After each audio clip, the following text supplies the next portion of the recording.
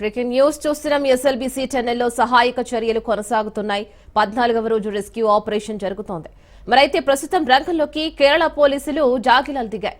మరోవైపు మినీ ప్రొక్లెయిన్ తో తవ్వకాలు చేపట్టారు అధికారులు. మరి దీనిపైన మరిన్ని అప్డేట్స్ మా ప్రతినిధి క్రాంతి అందిస్తారు. క్రాంతి, చెప్పండి, మరి కేరళ నుంచి డాగ్స్ కూడా వచ్చాయి. ఆ బృందాలన్నీ కూడా ఈ రోజు ఎటువంటి సహాయక చర్యల్లో నిమగ్నమవుతున్నారు? ఎస్ఎల్బిసి ప్రమాదంకు సంబంధించి కూడా తాజాగా కేరళ నుండి అయితే క్యాడవర్ డాగ్స్ కూడా వచ్చాయి. క్యాడవర్ డాగ్స్ అన్ని కూడా ఈ రోజు ఉదయం 7:30 ప్రాంతంలో అయితే సొరంగంలోకి అయితే తీసుకుపోయారు. దాదాపు 14 కిలోమీటర్ వరకు కూడా ఈ డాగ్స్ అన్నిటి కూడా తీసుకుపోతారు. అక్కడ ఉన్న ఏదైతే బురద మట్టికి సంబంధించి కూడా అక్కడ ఈ డాగ్స్ ని వదిలిపెడతారు. దాదాపుగా బురద మట్టికి సంబంధించి దాదాపు 15 ఫీట్ల లోపల ఉన్నా సరే కూడా ఈ డాగ్స్ అన్ని కూడా మానవ ఆనవాళ్ళని అయితే గుర్తిస్తాయి. డెడ్ బాడీస్ ఏమైనా ఉన్నా వాసన పసిగట్టి గుర్తించే అవకాశం ఉంటుంది. గతంలో ఏదైతే కేరళలో వచ్చిన ప్రమాదానికి సంబంధించి కూడా అక్కడ ఈ డాగ్స్ చాలా వరకు కూడా డెడ్ బాడీస్ ను గుర్తించినట్టుగా కూడా ఇక్కడ కూడా అలానే గుర్తిస్తాయన్న కోణంలో అయితే ఈ కేరళ పోలీసులు తర్వాత ఈ డాగ్స్ ను తీసుకొచ్చారు. అధికార బృందం అంతా ఈ డాగ్స్ ను రప్పించారు. దీనికి సంబంధించి కూడా ఇప్పటికే రెస్క్యూ బృందాలన్నీ కూడా ఓవైపు కన్వేయర్ బెల్ట్ అంతా కూడా రెడీ అయిపోయింది.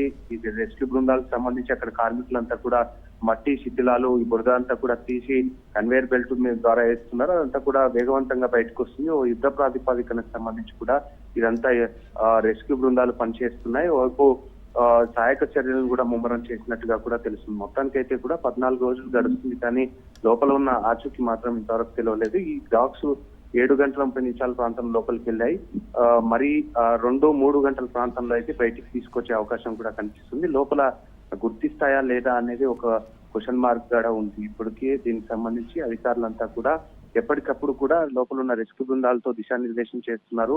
అక్కడ ఉన్న పరిస్థితులకు సంబంధించి ఎప్పటికప్పుడు ఆరా తీస్తున్న పరిస్థితి కూడా కనిపిస్తుంది. మొత్తానికి అయితే 14 కిలోమీటర్ దగ్గర అయితే ఇప్పుడు వరకు 14 కిలోమీటర్ వరకు కూడా చేరుకున్న నేపథ్యంలో అక్కడ ముందుగా 4 స్పాట్స్ ను గుర్తించారు. దాని తర్వాత టనెల్ బోరింగ్ మిషన్ అవతల భాగంలో అయితే మరో 4 స్పాట్స్ ను గుర్తించారు. ఈ మార్క్స్ చేసిన నేపథ్యంలో కొన్ని ప్రాంతాల్లో మాత్రం జిపిఆర్ టెక్నాలజీ గుర్తించిన ప్రాంతంలో పరికరాలు మాత్రమే దొరికాయి. ఏదైతే టనెల్ బోరింగ్ మిషన్ సంబంధించిన పైపులు మిగతా వంటి మాత్రమే దొరికాయి. దీనికి సంబంధించి అధికారులు ఇంకా కూడా లోపల ప్రయత్నాలు చేస్తూనే ఉన్నారు. ఎందుకంటే ఈ 9.2 మీటర్ల దయ ఉన్న సొరంగం అంతా కూడా దాదాపు 8.5 మీటర్ల వరకు కూడా బురద శిథిలాలు మట్టి వంటి అదంతా కూడా పేరుకుపోయిన నేపథ్యంలో ఒకవేళ 14 కిలోమీటర్ దగ్గర ఉన్న ఏదైతే సెగ్మెంట్స్ మిగతా అదంతా కాంక్రీట్ తో ఒక చెట్టు మాదిరిగా ఉన్న నేపథ్యంలో అక్కడ తవ్వకాలు చేపడితే